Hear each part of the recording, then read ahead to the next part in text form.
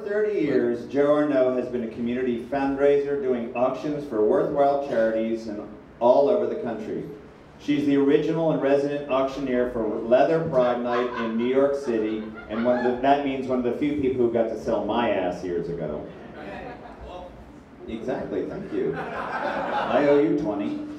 And Philadelphia Leather Pride Night. Recently, the Leather Heart Foundation presented her with the $1 Million Heart Award in recognition of having raised over $1 million for charities.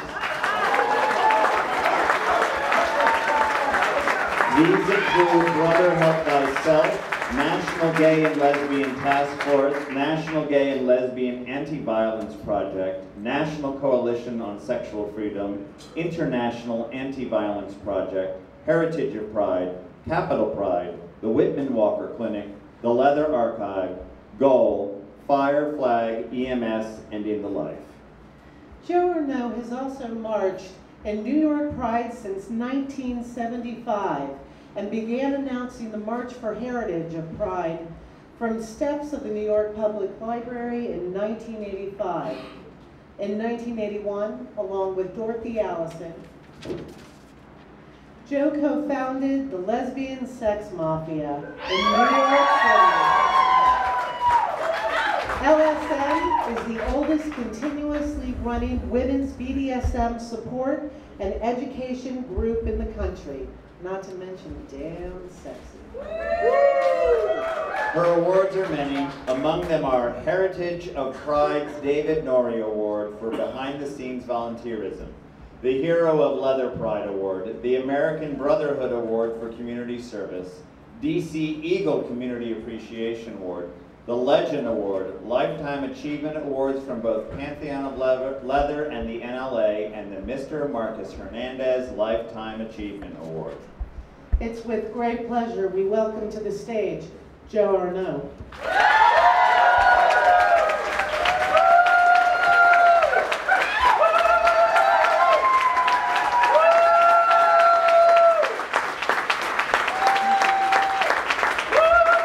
Because I need a podium.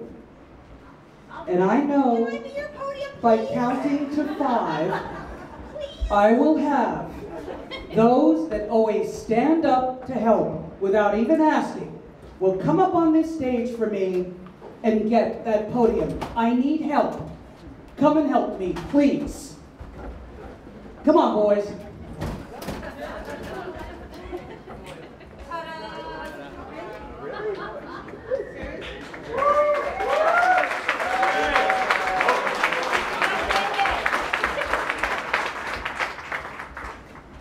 I want to begin by reading something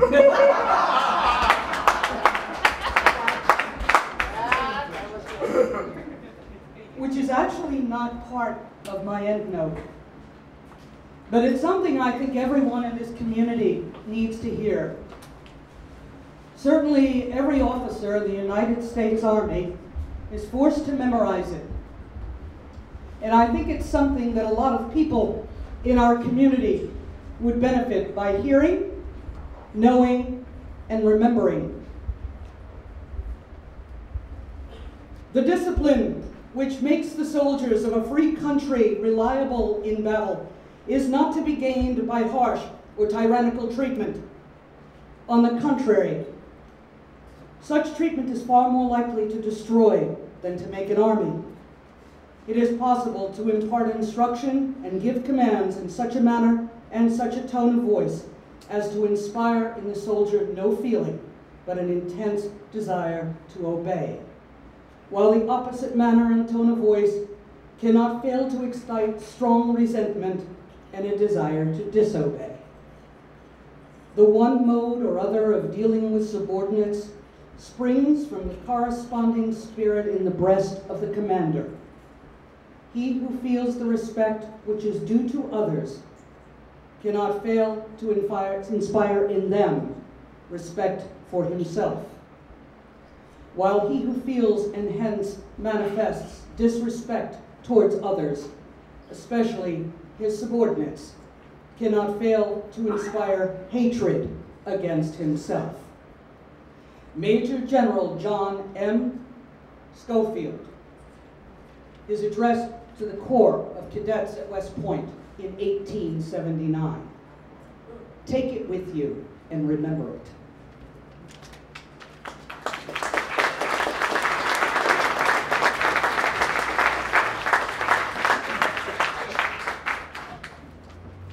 I stand before you at the conclusion of an absolutely fucking amazing weekend, which brought together diverse members of our community, all united by common bonds to engage in a single goal, the exchange of knowledge. As Jacques so eloquently stated in the opening keynote, knowledge is power. From knowledge comes the ability to direct, to govern, to inspire, aspire, and lead. But with knowledge comes responsibility. It is the responsibility to use this knowledge wisely, to share that knowledge with others, to help those less able, and direct those who are lost. Those who truly shoulder the mantle of responsibility for something have agreed to strive for a successful conclusion, no matter what that task might be. Thus, with responsibility comes leadership. Leadership is all about responsibility, about honor, about honesty, about reliability. Leadership is a very, very, very real thing. Not some imagined construct. It is tangible. That quest for success, the employment of unstoppable drive, and the willingness to carry many others across the finish line. Those are the things that define a leader. Leadership is not bestowed. It is learned and it is earned. Leadership is about the willingness to accomplish, an ability to succeed, and a commitment to carry others with you to whatever the desired conclusion might be. Being leaders is not a solitary pursuit, although, frankly and honestly, it is often a fucking thankless one. Leadership is not about being a top or a title holder or having a really active Twitter feed. It's about being a worker, not a poser. It's about being a tireless and reliable advocate, not a pompous blowhard. It's about getting your hands dirty and never expecting someone else to come along and clean it for you. As a matter of fact, hell, a real leader doesn't notice their hands are dirty. Leading is doing. It's not about pointing or appointing. It's about the example you set by your willingness to engage and actively work to bring about change.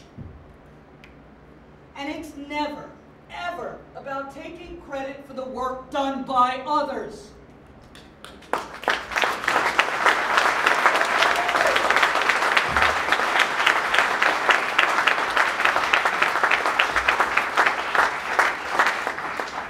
Real leaders are not afraid to recognize the accomplishments and profound leadership ability of others while fully acknowledging their success.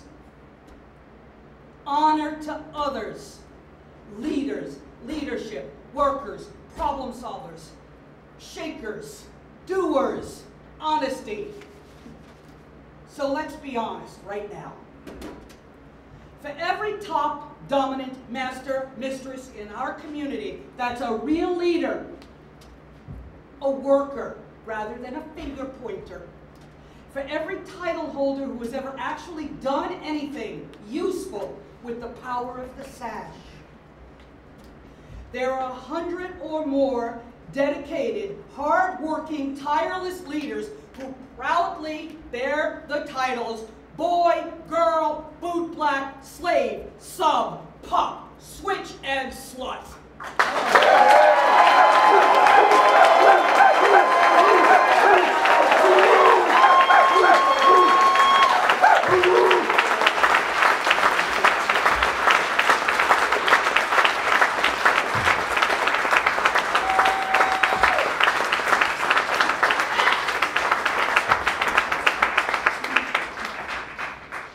Honest, honorable, hard-working, incredible men and women who frequently toil in quiet solitude, some would say servitude, seldom acknowledged and often seeking even less. They guide, they teach, capable, cajole, they implement, they construct, they create, they enable, they empower. They find the way to get it done, and at the end of the day, have made sure success is assured. And no one is left behind. Their names are frequently spelled in all lowercase, but make no mistake, their contributions are capital.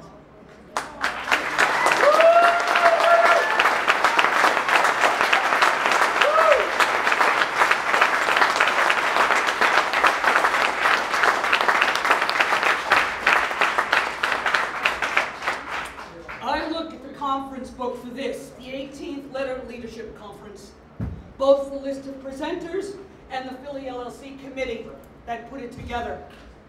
And I see a fuck ton of lowercase letters.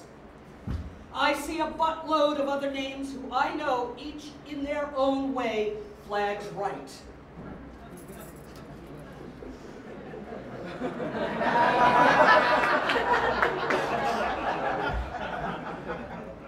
Honor and respect. Honor is bestowed. You award an honor. Respect is earned. Honesty tells us they are entitled to both. Why? Because they earned it the good old fucking fashioned way. They worked for it.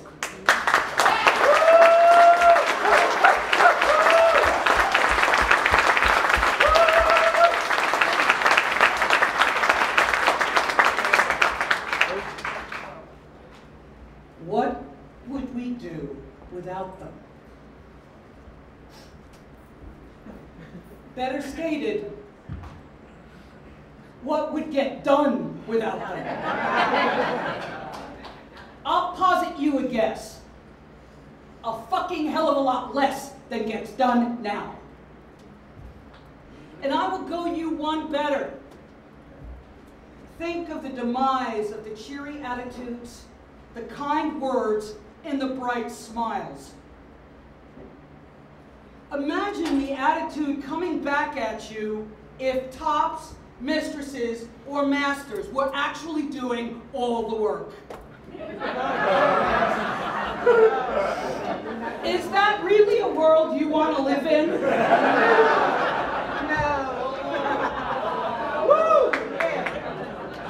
It is the one we could live in, but is it one we could stand to live in?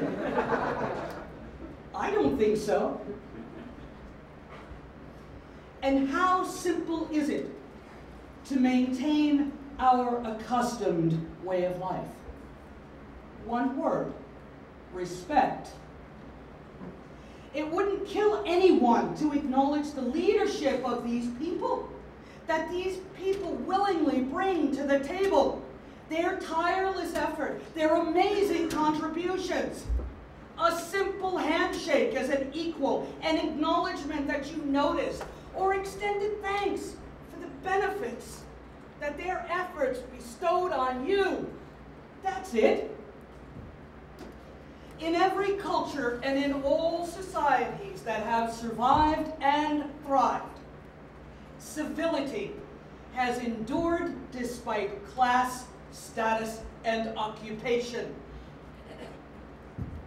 Societies who maintain profound inequity either perish or change. Look at South Africa.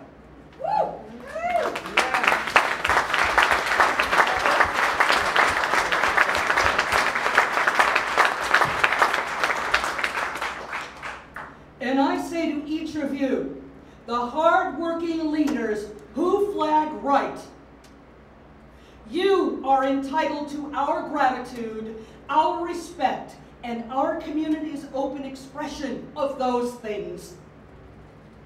You are entitled to have your profound generosity of spirit and contribution recognized and applauded. You need to accept that fact and expect it because you have earned it. So now I say to each one of those people who has worked ceaselessly to lead us through one amazing conference, thank you. You have for many, many years had both my respect and my gratitude. And with each new accomplishment, achievement, or success, my debt and that of this community to you grows. You earn respect by showing respect. It is by earning the respect of others you truly lead. Those that flag right do it without hesitation or forethought. Many who flag left would do well to learn from them. Hello.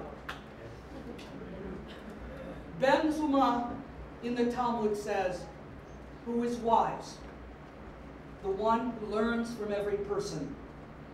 Who is brave? The one who subdues his negative inclination.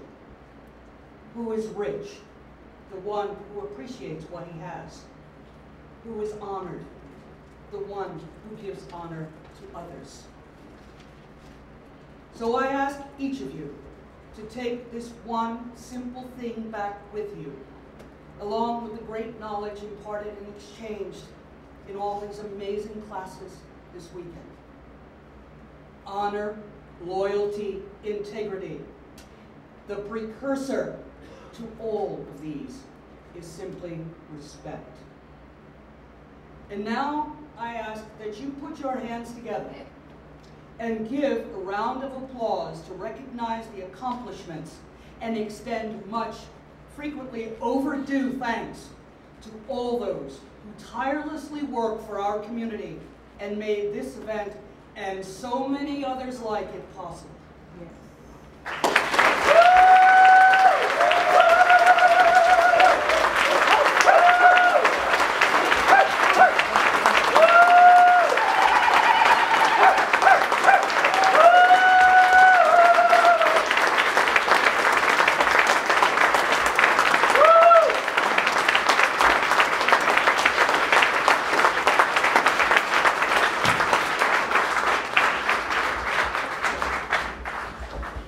We all talk about the fight.